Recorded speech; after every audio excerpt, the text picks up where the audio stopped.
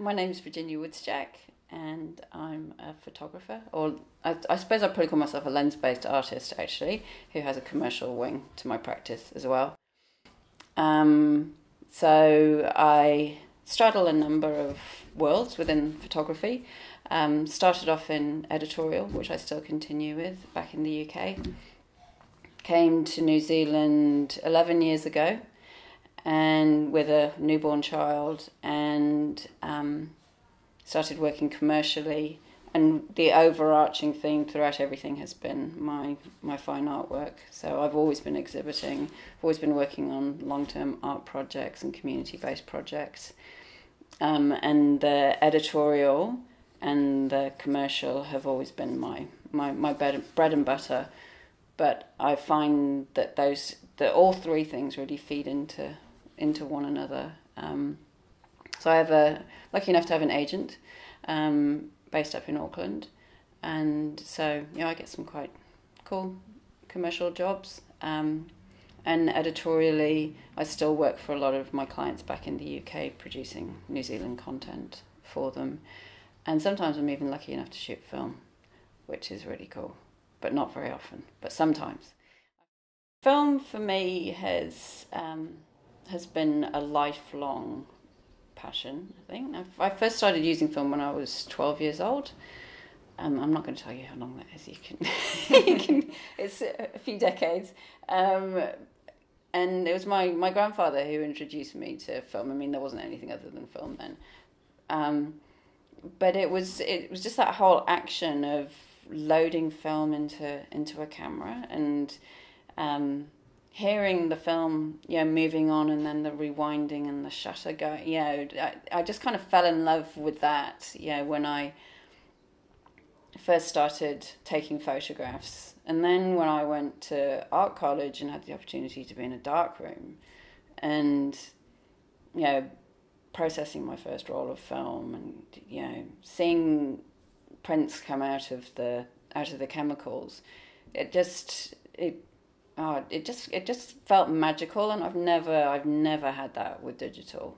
Because it's right there. There's no revealing process with digital, whereas there is with film, and there's an excitement about shooting the film, and after a certain point in time, you hope you know what you're going to get, and you've got a fairly good idea, but you never really 100% know, and so there's always that real excitement in getting a contact sheet back, or getting the scans through on Dropbox or however you receive them. But it's just this whole revealing process, and the increments of time with film, that you load the film and then you shoot it, and then send it away, and it gets as I do now, and it gets processed. And then the waiting, it slows everything down. And in this world where everything is so fast, film just allows me to work at a pace that I'm really, really comfortable with. And commercially, I don't have that luxury. My eyes everything has to work really quickly. So it's not unusual for me to shoot a campaign and to be editing it with the art director on set as everything's being packed away, or we're on location and we're sat in a cafe and so that the client can see the first edit at the end of the first day of shooting. And so you never get that time to just be with the work. For me, the important qualities for a film lab are sort of care and due diligence. I know that's quite a legal term, but that a lab understands the whole process, and what you as a film photographer have done to get to the point where you're handing over that roll of film, and how kind of nerve-wracking that can be as well, handing over your film and just wanting to know that it's going to be well cared for, and that the people who are handling it actually know film.